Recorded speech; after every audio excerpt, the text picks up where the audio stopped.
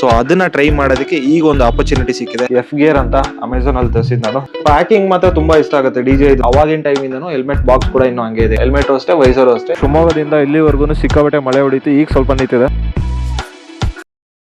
Hi, ಎಲ್ರಿಗೂ welcome back ಇನ್ನೊಂದು new ವ್ಲಾಗ್ಗೆ. ಕತ್ಲಲ್ಲಿ record ಮಾಡ್ತೀನಿ ಅಂತ ನೋಡ್ತಾ ಇದ್ದೀರಾ. ಈ ವ್ಲಾಗ್ ಸ್ವಲ್ಪ ಡಿಫ್ರೆಂಟ್ ಆಗಿರುತ್ತೆ. ಡಿಫ್ರೆಂಟ್ ಏನಂತ ಅಂದ್ರೆ, ಯೂಶುವಲಿ ನನ್ನ ವ್ಲಾಗ್ಸ್ ಅಲ್ಲಿ ಯಾವಾಗ್ಲೂ ನನ್ನ ಸುತ್ತಮುತ್ತ ನನ್ನ ಜೊತೆ ನನ್ನ ಫ್ರೆಂಡ್ಸ್ ಎಲ್ಲ ಇರ್ತಿದ್ರು. ಸೋಲೋ ರೈಡ್ ಮಾಡೋದು, ಸೋಲೋ ಟ್ರಾವೆಲ್ ಮಾಡೋ ಅಭ್ಯಾಸನೂ ಇಲ್ಲ, ನನಗೆ ಇಷ್ಟನೂ ಇಲ್ಲ. ಬಟ್ ಸ್ಟಿಲ್ ಸುಮಾರು ದಿನದಿಂದ ಅದನ್ನು ಒಂದು ಎಕ್ಸ್ಪೀರಿಯನ್ಸ್ ಮಾಡಬೇಕು ಅನ್ನೋದು ಇತ್ತು ಮೈಂಡ್ ಅಲ್ಲಿ.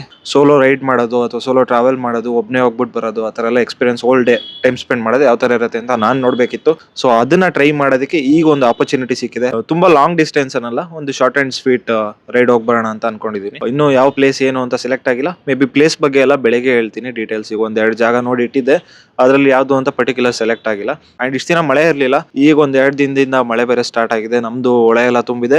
ಅಂಡ್ ಶೃಂಗೇರಿ ಸೈಡ್ ಎಲ್ಲ ನ್ಯೂಸ್ ನೋಡ್ತಾ ಇದ್ದೆ, ಫ್ಲಡ್ ತರ ಆಗಿದೆ, ದೇವಸ್ಥಾನ ಹತ್ರ ಎಲ್ಲ ಸಿಕ್ಕಾಪಟ್ಟೆ ನೀರ್ ತುಂಬಿದೆ ಅಂತ ಹೇಳ್ಬಿಟ್ಟು.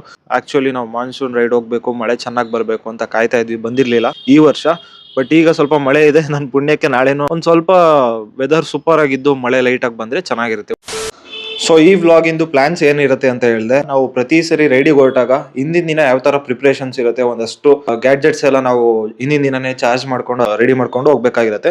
ಅದನ್ನೆಲ್ಲ ತೋರಿಸ್ತೀನಿ ಇವಾಗ. ಯೂಶುವಲಿ ನಾವು ನೆಕ್ಸ್ಟ್ ಡೇ ರೈಡಿಗೆ ಅಂತ ಹೊರಟಾಗ ಬೇಗನೆ ಬೆಳಗ್ಗೆ ಹೊರಡೋದ್ರಿಂದ ಆಲ್ರೆಡಿ ಚಾರ್ಜ್ ಆಗಿ ರೆಡಿ ಇರುವಂತ ಗ್ಯಾಡ್ಜೆಟ್ಸ್ ನೆಲ್ಲ ಎತ್ಕೊಂಡು ಬ್ಯಾಗ್ ಅಲ್ಲಿ ಹಾಕೊಂಡು ಪ್ಯಾಕ್ ಮಾಡ್ಕೊಂಡು ಹೊರಡೋದೇ ಟೈಮ್ ಆಗಿರುತ್ತೆ ಎಲ್ಲರೂ ಓಡಿಸ್ಕೊಂಡು. ಈಗ ಸೋಲೋನೇ ಹೋಗ್ತಿರ್ಬೋದು, ಬಟ್ ಬೆಳಗ್ಗೆ ಎದ್ದು ಹೊರಡೋ ಟೈಮಲ್ಲಿ ಇದೆಲ್ಲ ಮಾಡೋದಕ್ಕೆ ಟೈಮ್ ಹಿಡಿಯುತ್ತೆ. ಅಂಡ್ ಚಾರ್ಜ್ ಬೇಗ ಆಗೋದಿಲ್ಲ, ಸುಮಾರಷ್ಟು ಅವರ್ಗಳು ಚಾರ್ಜ್ ಎಲ್ಲ ಹಾಕ್ಬೇಕಾಗತ್ತೆ. ಸೊ ಅದಕ್ಕೆ ಯಾರೆಲ್ಲ ಈ ತರ ಟ್ರಾವೆಲ್ ಮಾಡ್ತಾರೆ, ರೈಡ್ ಮಾಡ್ತಾರೆ, ಯೂಶುವಲ್ ರೂಟೀನ್ ಇರುತ್ತೆ ಅವ್ರದ್ದು. ಒಂದು ವ್ಲಾಗ್ ಮಾಡಕ್ಕೆ ಹೋಗ್ತಾ ಇದಾರೆ ಹೊರಗಡೆ ಅಂತ ಅಂದಾಗ ಡಾಕ್ಯುಮೆಂಟ್ರಿ ಮಾಡೋದಕ್ಕಿಂತ ಮುಂಚೆ ಇದನ್ನೆಲ್ಲ ಫಾಲೋ ಮಾಡ್ತಾರೆ. ಸೊ ಅದನ್ನ ನಾನು ಇವಾಗ ತೋರಿಸ್ತಾ ಇದ್ದೀನಿ. So as I mention before, next day ನಾನು ರೈಡಿಗೆ ಹೋಗ್ತಾ ಇದ್ದೀನಿ ಅಂತ ಅಂದ್ರೆ ಅದ್ರ ಹಿಂದಿನ ದಿನ ನನಗೆ ಬೇಕಾಗಿರೋ ಎಲ್ಲ ಐಟಮ್ಸ್ಗಳನ್ನು ಅಳ್ಕೊಂಡು ಕೂತಿರ್ತೀನಿ. ಅದ್ರೊಳಗೆ ಯಾವ್ದು ಬೇಕು ಬೇಡ ಪರ್ಟಿಕ್ಯುಲರ್ ಆಗಿ ಸೆಲೆಕ್ಟ್ ಮಾಡ್ಬಿಟ್ಟು ಎಲ್ಲ ಪ್ಯಾಕ್ ಮಾಡ್ಕೊಂಡು ರೆಡಿ ಇಟ್ಬಿಟ್ಟು ಬೆಳಿಗ್ಗೆ ಹೊರಡೋದು. ಅದರಲ್ಲಿ ಇದು ಎರಡು, ಮೊಬೈಲ್ ಮತ್ತೆ ಟ್ರೈಪಾಡ್, ಇಲ್ಲಿ ರಿಸೀವರ್ ಇದೆ. ಬೋತ್ ಮೊಬೈಲ್ ಅಂಡ್ ಕ್ಯಾಮ್ರಾದಲ್ಲಿ ಎರಡರಲ್ಲೂ ರೆಕಾರ್ಡ್ ಮಾಡ್ತೀನಿ ಅಕಾರ್ಡಿಂಗ್ ಟು ಸಿಚುವೇಶನ್ಸ್. ಔಟ್ಡೋರ್ ಇದೆ, ಆಲ್ಮೋಸ್ಟ್ ನಾನು ಕ್ಯಾಮ್ರಾದಲ್ಲಿ ರೆಕಾರ್ಡ್ ಮಾಡ್ತೀನಿ. ಯಾವ್ಯಾವ ಸಿಚುವೇಶನ್ ಅಲ್ಲಿ ಯಾವ್ದ್ರಲ್ಲಿ ಕ್ವಾಲಿಟಿ ಚೆನ್ನಾಗಿ ಬರುತ್ತೆ, ವಿಡಿಯೋ ಕ್ಲೀನ್ ಆಗಿ ಬರುತ್ತೆ ಅನ್ಸುತ್ತೆ ಅದರೊಳಗೆ ರೆಕಾರ್ಡ್ ಮಾಡ್ತೀನಿ. ಲೋ ಲೈಟ್ ಪರ್ಫಾರ್ಮೆನ್ಸ್ ಕಮ್ಮಿ ಇರುತ್ತೆ ಕ್ಯಾಮ್ರಾದಲ್ಲಿ ನೈಟ್ ಟೈಮ್. ಸೊ ಅದಕ್ಕೆ ಈಗ ಮೊಬೈಲಲ್ಲಿ ರೆಕಾರ್ಡ್ ಮಾಡ್ತಿದ್ದೀನಿ. ನಾನು ಹೇಳ್ದಂಗೆ ನೋಡಿ, ಈ ತರ ಎಲ್ಲ ಹಿಡ್ಕೊಂಡ್ ಕೂತಿರ್ತೀನಿ. ಏನೇನ್ ಬೇಕು ಇದೆಲ್ಲ ಕ್ಯಾಮ್ರಾದ್ದು ಕೇಸ್, ಹೌಸಿಂಗ್ ಕೇಸ್, ಇದು ಪವರ್ ಬ್ಯಾಂಕ್ 10,000 mAh ಸದ್ಯಕ್ಕೆ ಎಷ್ಟು ಸಾಕು, ಜಾಸ್ತಿ ಏನು ಯೂಸ್ ಬರೋದಿಲ್ಲ. ಯಾಕಂದ್ರೆ ನಾನು ಗನ್ನಿಗೆ ಬುಲೆಟ್ ನ ಬ್ಯಾಕ್ ಟು ಬ್ಯಾಕ್ ಲೋಡ್ ಮಾಡೋ ತರ ಬ್ಯಾಟ್ರಿಗಳು ಇಟ್ಟಿರ್ತೀನಿ. ಒಂದಲ್ಲ ಅಂತ ಮೂರ್ ಬ್ಯಾಟ್ರಿ ಇರುತ್ತೆ. ಗೋಪ್ರೋಗೆ ಫುಲ್ ಚಾರ್ಜ್ ಮಾಡಿ ತಗೊಂಡೋಗಿರ್ತೀನಿ. ಒಂದಾದ್ಮೇಲೆ ಒಂದು ಚಾರ್ಜ್ ಖಾಲಿ ಆದ್ಮೇಲೆ ಲೋಡ್ ಮಾಡೋದು. ಚಾರ್ಜ್ ಹಾಕಿದ್ದೆ, ಪೂರ್ತಿ ಚಾರ್ಜ್ ಆಗಿತ್ತು. ಸೊ ಈ ತರ ಚಾರ್ಜಿಂಗ್ ಕೇಸ್ ಇದು ರೆಡ್ ಇರತ್ತೆ. ಚಾರ್ಜ್ ಆಗಿಲ್ಲ ಅಂತಂದ್ರೆ ಚಾರ್ಜ್ ಆದ್ಮೇಲೆ ಗ್ರೀನ್ ತೋರಿಸುತ್ತೆ. ಜಾಸ್ತಿ ಚಾರ್ಜ್ ಮಾಡಂಗಿಲ್ಲ, ಲಿಥಿಯಂ ಅಯಾನ್ ಬ್ಯಾಟ್ರಿ, ಅದು ಊದ್ಕೊಂಡ್ಬಿಡುತ್ತೆ, ಸ್ವೆಲ್ಲಿಂಗ್ ಬರುತ್ತೆ. ಆಲ್ರೆಡಿ ಇಲ್ಲೊಂದೆರಡು ಬ್ಯಾಟ್ರಿಗಳು ಊದ್ಕೊಂಡಿದೆ, ಹೊಸ ಬ್ಯಾಟ್ರಿನೇ, ಬಟ್ ಸ್ಟಿಲ್ ಬೇಗ ಸ್ವೆಲ್ಲಿಂಗ್ ಬರುತ್ತೆ. ಅದೇ ಪ್ರಾಬ್ಲಮ್. ಕ್ಯಾಮ್ರಾದೆಲ್ಲ ಏನು ಇಶ್ಯೂನೇ ಇಲ್ಲ. ಸೊ ಅದನ್ನ ಬಿಟ್ಟು ಇದೆಲ್ಲ ಮೌಂಟ್, ಇದು ಟ್ರೈಪಾಡಿಗೆ. ಈ ತರ ಚಿಕ್ಕ ಚಿಕ್ಕ ಮೌಂಟ್ಗಳು ತುಂಬಾ ಇಂಪಾರ್ಟೆಂಟ್ ಆಗುತ್ತೆ. ಅಪ್ಪಿ ತಪ್ಪಿ ಇದನ್ನೆಲ್ಲ ಬಿಟ್ಟೋದೆ ಅಂತಂದ್ರೆ ವ್ಲಾಗ್ ಮಾಡೋದಕ್ಕೆ ತುಂಬಾ ಪ್ರಾಬ್ಲಮ್ ಆಗುತ್ತೆ. ಇದು ವೇಸ್ಟ್ ಬ್ಯಾಗ್, ಇದು ತುಂಬಾ ಹೆಲ್ಪ್ಫುಲ್ ಆಗಿರೋಂಥದ್ದು. ಇದೇನು ಐಟಮ್ಸ್ ಕಾಣ್ತಿದೆ, ಇಷ್ಟು ಐಟಮ್ಸ್ ಬೇಕಾಗಿರೋ ಐಟಮ್ಸ್ ನಾನು ಇದ್ರೊಳಗೆ ಕ್ಯಾರಿ ಮಾಡೋದು. ಅಂದ್ರೆ ಕ್ವಿಕ್ ಆಕ್ಸೆಸ್. ರೈಡ್ ಮಾಡುವಾಗ ಸಡನ್ ಆಗಿ ನನಗೆ ಏನಾದ್ರು ಬೇಕು, ಈಗ ಎಕ್ಸಾಂಪಲ್ ನಾನು ಬ್ಯಾಟ್ರಿ ಹೇಳ್ದೆ, ಪದೇ ನಾವು ಬ್ಯಾಕ್ ಪ್ಯಾಕ್ ತೆಗ್ದು ನಾವು ಯೂಸ್ ಮಾಡೋದಕ್ಕಾಗಲ್ಲ. ಸೊ ಅದಕ್ಕೆ ವೇಸ್ಟ್ ಬ್ಯಾಗ್ ಇದ್ರೆ ಏನಾದ್ರು ಎಮರ್ಜೆನ್ಸಿ ಐಟಮ್ಸ್ ಬೇಕು ಅಂತಂದ್ರೆ ತಗೋಬಹುದು. ಎಫ್ ಗೇರ್ ಅಂತ ಅಮೆಝಾನ್ ಅಲ್ಲಿ ತರಿಸಿದ್ ನಾನು. ಯೂಶುವಲಿ ನೀವು ನೋಡಿರ್ತೀರಾ, ಟೈ ಬ್ಯಾಗು ಬರುತ್ತೆ. ಟೈ ಬ್ಯಾಗ್ ಕಂಪೇರ್ ಮಾಡಿದ್ರೆ ಇದು ವೇಸ್ಟ್ ಬ್ಯಾಗ್ ನನಗೆ ಲೈಕ್ ಆಯ್ತು. ಏನಕ್ಕಂದ್ರೆ ನಾನು ಬೇಕು ಅಂದಾಗ ವೇಸ್ಟ್ಗೆ ಅಂಡ್ ಶೋಲ್ಡರ್ ಬ್ಯಾಗ್ ಆಗು ಕೂಡ ಯೂಸ್ ಮಾಡಬಹುದು. 4 ಕಂಪಾರ್ಟ್ಮೆಂಟ್ಸ್ ಇದೆ. ಇದೆಲ್ಲ ಸಪರೇಟ್ ಯಾವಾಗಾದ್ರು ಐಟಮ್ಸ್ ರಿವ್ಯೂ ಕೊಡುವಾಗ ಕೊಡ್ತೀನಿ. ಇದು ಒಂದು ನಾನು ಯೂಸ್ ಮಾಡ್ತಿರೋ ಮೈಕಿಂದು ಚಾರ್ಜಿಂಗ್ ಕೇಸ್ ಇದು. ಸೊ ಇದರಲ್ಲೇ ಚಾರ್ಜ್ ಆಗ್ತಾ ಇರುತ್ತೆ. ಈಗ ಒಂದು ಮೈಕ್ ಇದೆ, ಒಂದು ನಾನು ಯೂಸ್ ಮಾಡ್ತಿದ್ದೀನಿ. ಈಗ ರಿಸೀವರು ಬರುತ್ತೆ, ಅದ್ರದ್ದೇ ಬಾಕ್ಸ್ ಇದೆಲ್ಲ. ಪ್ಯಾಕಿಂಗ್ ಮಾತ್ರ ತುಂಬಾ ಇಷ್ಟ ಆಗುತ್ತೆ. ಡಿಜೆ ಇದು ಸಕ್ಕತ್ತಾಗಿ ಕೊಟ್ಟಿರ್ತಾರೆ. ಪೌಚ್ ನೋಡಿ, ಇದು ಡಿಜೆ ಇದು ಎಷ್ಟು ಚೆನ್ನಾಗಿದೆ. ಮೈಕಿಂದು ಪೌಚ್ ಇದು. ನಮ್ಮ ಗೋಪ್ರೋ ಇಲ್ಲಿದೆ. ಸೊ ಗೋಪ್ರೋ ಹೀರೋ 11 ಇದರಲ್ಲೇ ನಾನು ಶೂಟ್ ಮಾಡಿದ್ದು ಇಷ್ಟು ವರ್ಷ. ಈಗ ಶೂಟ್ ಮಾಡ್ತಿರೋದು ಇದರಲ್ಲೇ. ಅಂಡ್ ರೀಸೆಂಟ್ ಆಗಿ DJIಗೆ ಸ್ವಲ್ಪ ಸ್ವಿಚ್ ಆಗೋಣ ಅಂತ ಅನ್ಕೊಂಡೆ. ಇದನ್ನ ಸೇಲಿಗೆ ಇಟ್ಟಿದ್ದೆ, ಏನು ಇಶ್ಯೂ ಇದೆ ಅಂತಲ್ಲ, ಬಟ್ ಜಸ್ಟ್ ಅಪ್ಗ್ರೇಡ್ ಆಗೋಣ ಅಂತ ಹೇಳ್ಬಿಟ್ಟು. ನನಗೆ ಕ್ವಿಕ್ ಆಕ್ಸೆಸ್ ಬೇಕು. ನಾನು ಆಗ್ಲೇ ಹೇಳ್ದಂಗೆ DJI ಇಲ್ಲಾದ್ರೆ ಸ್ವಲ್ಪ ಮ್ಯಾಗ್ನೆಟಿಕ್ ಮೌಂಟ್ ಎಲ್ಲ ಇರುತ್ತೆ, ಬೇಗ ತೆಗೆದು ಯೂಸ್ ಮಾಡೋದಕ್ಕೆಲ್ಲ ಇದಾಗುತ್ತೆ ಅಂತ ಇಷ್ಟು ವರ್ಷ ಯೂಸ್ ಮಾಡಿದೀನಿ. ಸೊ ಈಗ ಅದು ಒಂದು ಯೂಸ್ ಮಾಡ್ಬಿಟ್ಟು ನೋಡೋಣ ಅಂತ. ಗೋಪ್ರೋ ಕ್ಯಾಮ್ರಾ ವೈಸ್ ನನಗೆ ಇದುವರೆಗೂ ಯಾವುದೇ ತರ ಪ್ರಾಬ್ಲಮ್ ಇಲ್ಲ. ನೀರಲ್ಲಿ ಯೂಸ್ ಮಾಡಿದೀನಿ, ರೈಡ್ ಗಳಿಗೆ ಯೂಸ್ ಮಾಡಿದೀನಿ, ಎಲ್ಲಾ ತರ ಅಡ್ವೆಂಚರ್ ಆಕ್ಟಿವಿಟೀಸ್ಗೆ ರಫ್ ಅಂಡ್ ಟಫ್ ಆಗಿ ಯೂಸ್ ಮಾಡಿದೀನಿ. ಅಂಡ್ ಬೆಸ್ಟ್ ಥಿಂಗ್ ನಾನು ಮಾಡಿದ್ದು ಅಂತಂದ್ರೆ ತಗೊಂಡಾಗ್ಲೇ ಸ್ಕ್ರೀನ್ ಗಾರ್ಡ್ ಹಾಕ್ಸಿದ್ದೆ ಲೆನ್ಸಿಗೆ, ಸ್ಕ್ರೀನಿಗೆ. ಸೊ ಇದುವರೆಗೂ ಒಂದು ಸಿಂಗಲ್ ಸ್ಕ್ರಾಚಸ್ ಇಲ್ಲ, ಕ್ಲೀನ್ ಆಗಿ ಮೇಂಟೈನ್ ಮಾಡಿದೀನಿ. ಸೊ ಅದೇ ಅದೆಲ್ಲ ಬ್ಯಾಟ್ರಿಗಳು. ಸೊ ಇದು ಸೇಲಿಗೆ ಇಟ್ಟಿದ್ದೆ, ಬಟ್ ಏನಾದ್ರು ಕಮ್ಮಿ ಆತರ ತುಂಬಾ ಕಮ್ಮಿ ಕೇಳಿದಾಗ ಆಲ್ರೆಡಿ ನಾನು ಇಟ್ಟಿರೋದೇ ಕಮ್ಮಿ. ನಾನು ಇನ್ವೆಸ್ಟ್ಮೆಂಟ್ ಮಾಡಿದಕ್ಕೂ ಈಗಿರೋ ರೇಟಿಗೂ ತುಂಬಾ ಡಿಫ್ರೆನ್ಸ್ ಇದೆ. ವಿತ್ ಕಂಪ್ಲೀಟ್ ವ್ಲಾಗಿಂಗ್ ಸೆಟಪ್ ನಾನು ಇದನ್ನ ಸೇಲಿಗೆ ಇಟ್ಟಿದೆ, ಬಟ್ ಸ್ಟಿಲ್ ಆ ರೇಟಿಗೆ ಪ್ರೈಸಿಗೆ ಇನ್ನೂ ಬಂದಿಲ್ಲ. ಹೆಂಗ್ ಬೇಕಂಗೆ ಮನ್ಸಿಗೆ ಬಂದಂಗೆ ಇದನ್ನ ಕೊಡೋದಕ್ಕೆ ಆಗೋದಿಲ್ಲ. ತುಂಬಾ ಚೆನ್ನಾಗಿ ಮೇಂಟೈನ್ ಮಾಡಿದೀನಿ. ಅದಕ್ಕೆ ಅದು ಸ್ವಿಚ್ ಆಗ್ತಿದಂಗೆ ಇಮಿಡಿಯೇಟ್ ನಾನು ಅನ್ಬಾಕ್ಸಿಂಗ್ ವಿಡಿಯೋ ಮಾಡ್ತೀನಿ. DJI ಯಾವುದೋ ಒಂದು ಹೊಸ ಕ್ಯಾಮ್ರಾ ಬರ್ತಾ ಇದೆ, ಅಡಾಪ್ಟರ್ಸ್ ಇದಲ್ಲ.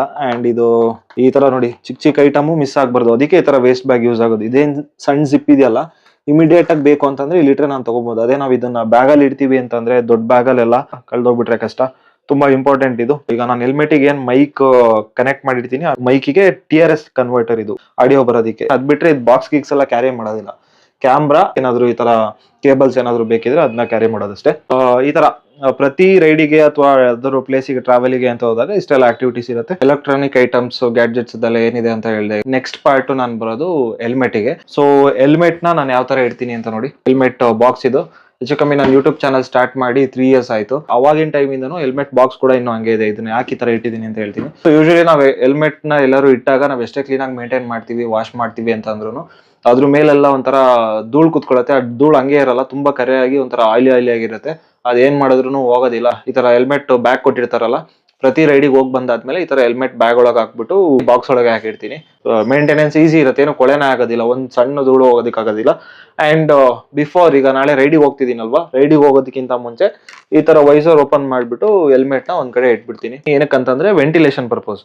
ಕ್ಲೀನ್ ಆಗಿ ಅದು ಗಾಳಿ ಆಡಿ ಹೆಲ್ಮೆಟ್ ಫ್ರೆಶ್ ಆಗಿರುತ್ತೆ ಹಾಕೊಂಡ್ ಹೋಗೋದಕ್ಕೆ. ಅಂಡ್ ರಿಟರ್ನ್ ರೈಡ್ ಇಂದ ಬಂದಾಗ್ಲೂ ಅಷ್ಟೇ, ನೀವು ಇಲ್ಲಿ ವೈಸರ್ ನೋಡ್ಬೋದು ಎಷ್ಟು ಕ್ಲೀನ್ ಆಗಿ ಮೇಂಟೈನ್ ಮಾಡಿದೀನಿ ಅಂತ. 3 years ಹೆಲ್ಮೆಟ್ ಅಂತ ಒಂದ್ಸಲ, ಹೆಲ್ಮೆಟ್ ಅಷ್ಟೇ, ವೈಸರ್ ಅಷ್ಟೇ. ಏನಕ್ಕೆ ಅಂತಂದ್ರೆ ಪ್ರತಿ ರೈಡ್ ಇಂದ ನಾನು ರಿಟರ್ನ್ ಬಂದ್ಮೇಲೆ ಒಂದ್ ಸ್ವಲ್ಪ ನೀರ್ ಹಾಕ್ಬಿಟ್ಟು ಒಂದ್ ಕಾಟನ್ ಬಟ್ಟೆ ತಗೊಂಡು ಕ್ಲೀನ್ ಆಗಿ ಅದನ್ನ ವಾಶ್ ಮಾಡ್ಬಿಡ್ತೀನಿ. ತುಂಬಾ ಈ ಏನಾದ್ರು ಸೊಳ್ಳೆ ಹುಳ ಏನಾದ್ರು ಹೊಡೆದಿರತ್ತೆ ಅಥವಾ ಏನಾದ್ರು ಕಲೆಗಳು ಬಿದ್ದಿರತ್ತೆ, ಅದು ಅಂಟ್ ಹಂಗಂಗೆ ಬಿಟ್ವಿ ಅಂತಂದ್ರೆ ಅಲ್ಲೇ ಒಂಥರ ಚುಕ್ಕಿ ಕಲೆ ಕುತ್ಕೊಬಿಡತ್ತೆ ವೈಸರ್ ಮೇಲೆ.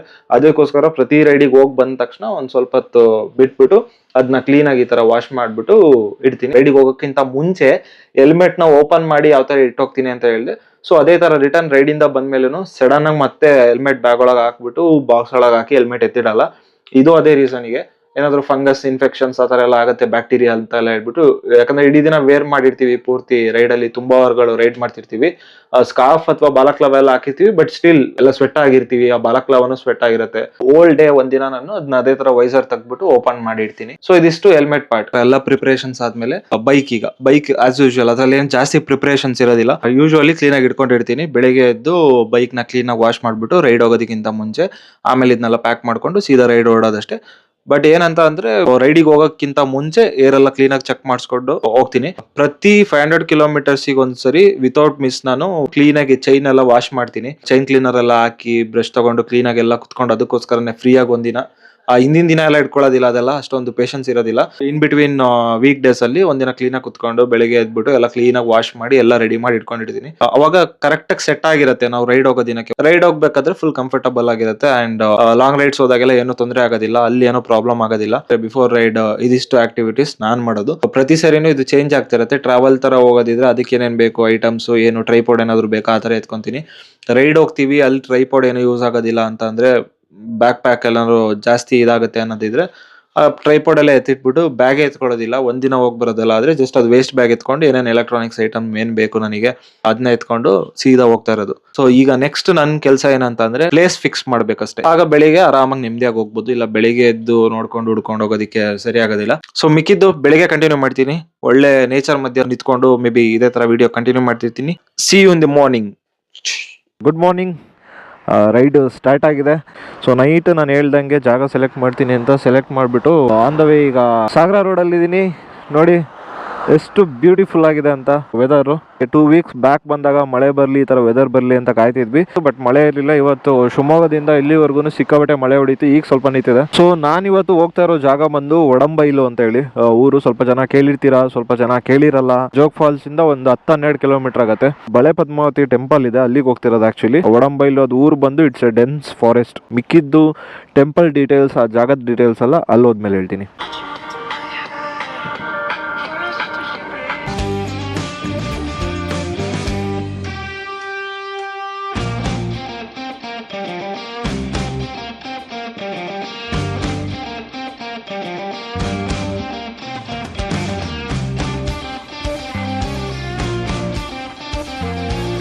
ಮಳೆ ನಿಂತೋಗಿತ್ತು, ಮತ್ತೆ ಸ್ಟಾರ್ಟ್ ಆಗಿದೆ ನೋಡಿ ಇವಾಗ. ಪದೇ ಪದೇ ಕ್ಯಾಮ್ರಾ ಒರೆಸ್ತಾ ಇರಬೇಕು, ಹನಿಗಳು ಬೀಳ್ತಾನೆ ಇರುತ್ತೆ. ಎಷ್ಟು ಸಖತ್ತಾಗಿದೆ ವೆದರ್. ಹಿಂಗಿರ್ಬೇಕು, ಹಿಂಗಿದ್ರೆ ಮಜಾ.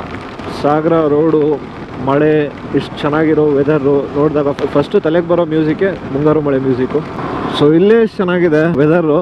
ಇದೇ ಥರ ಮಳೆ ಏನಾದರೂ ಚಾರ್ಮಡಿ ಘಾಟ್ ಹತ್ರ ಬಿದ್ದುಬಿಡ್ತು ಅಂತ ಅಂದರೆ ಸೂಪರ್ ಆಗಿರುತ್ತೆ. ಯಾಕಂದರೆ ನೆಕ್ಸ್ಟ್ ವೀಕು ಬೈಕ್ ರೈಡ್ ಹೋಗ್ತಾ ಇದೀವಿ, ಆಗೆಲ್ಲ ಇರ್ತಾರೆ ನಮ್ಮ ಬಾಯ್ಸ್ ಎಲ್ಲ. ಧರ್ಮಸ್ಥಳ ಹೋಗ್ತಾ ಇದೀವಿ, ಬ್ಯಾಕ್ ಟು ಬ್ಯಾಕ್ ಒಳ್ಳೆ ಮಳೆಯಲ್ಲಿ ಮಾನ್ಸೂನ್ ರೈಡ್ ಆಗುತ್ತೆ.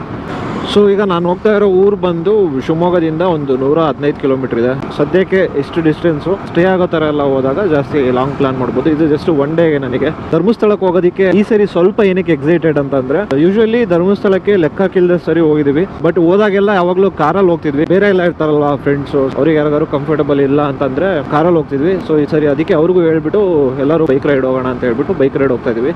ಸಾಗರ ರೀಚ್ ಆಗಿದೆ, ಎಕ್ಸಾಕ್ಟ್ ಆಗಿ ಒಂದು 40 ಕಿಲೋಮೀಟರ್ಸ್ ಇದೆ ಇಲ್ಲಿಂದ. ಅದು ಸಾಗರ ಸಿಟಿ ದಾಟ್ ಆಗಿದ ತಕ್ಷಣ ಸ್ವಲ್ಪ ಮುಂದೆ ಬಂದರೆ ಕುಗ್ಗೆ ಅಂತ ಒಂದು ಊರಿದೆ. ಅಲ್ಲಿಗೆ ಎಂಟ್ರ್ ಆಗಿದ ತಕ್ಷಣ ಮತ್ತೆ ವೆದರೇ ಚೇಂಜ್ ಆಗೋಯ್ತು ನೋಡಿ. ಈ ಲೆವೆಲಿಗೆ ಬರ್ತಿದೆ ಮಳೆ.